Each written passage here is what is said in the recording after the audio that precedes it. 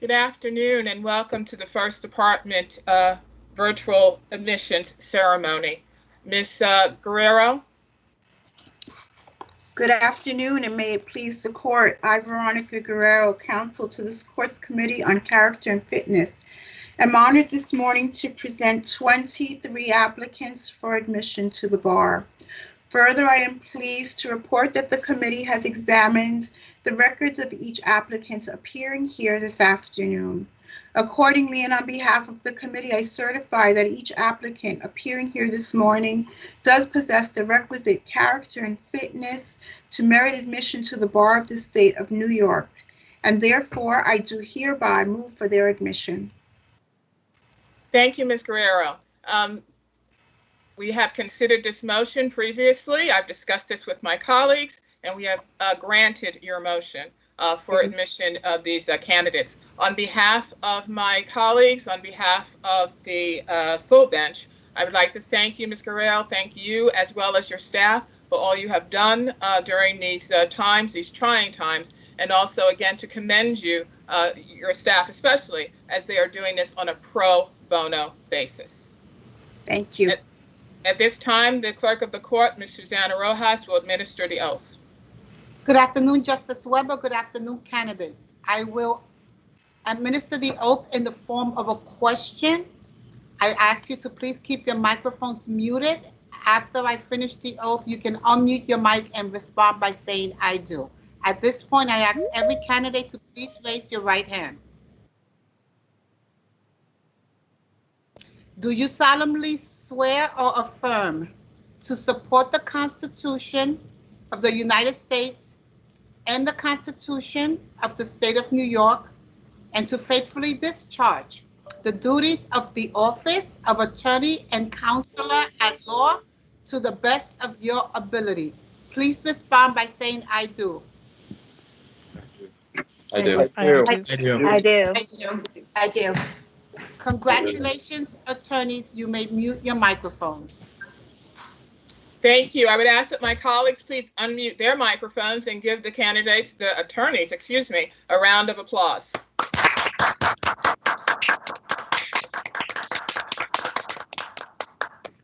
Thank you all. It is the custom of this court that one of the members of the bench give welcoming remarks to the candidates. Today, that honor falls to myself. Again, on behalf of my fellow justices, I would like to congratulate the newly admitted attorneys. In a non-virtual world, we would be in our beautiful courtroom. You would be able to look upon the magnificent dome ceiling and the murals which adorn the walls. After the judges processed in, the candidates would be presented by the counsel to Character and Fitness. The court officer would ask the candidates to rise. The oath would be administered as it was just done by the clerk of the court, Susana Rojas. The officer would then ask that the attorneys be seated. That transition from candidate to attorney would not be lost on you, your family, or your loved ones who would be present in the courtroom. Obviously, that did not occur today. However, that we are in this virtual world in no way minimizes your achievement. In fact, what you have achieved in these trying times and will continue to achieve is all the more commendable. While some of you may be worried about obtaining a legal position or how you will fare in the legal position you have, or perhaps you are thinking about a loved one or a close friend who is facing financial or medical challenges, it is so important that you stop and savor your accomplishments. Literally stop and take in the moment. Take time to acknowledge that you made it through 3 or more grueling years of law school, and that you sat and you passed the bar examination.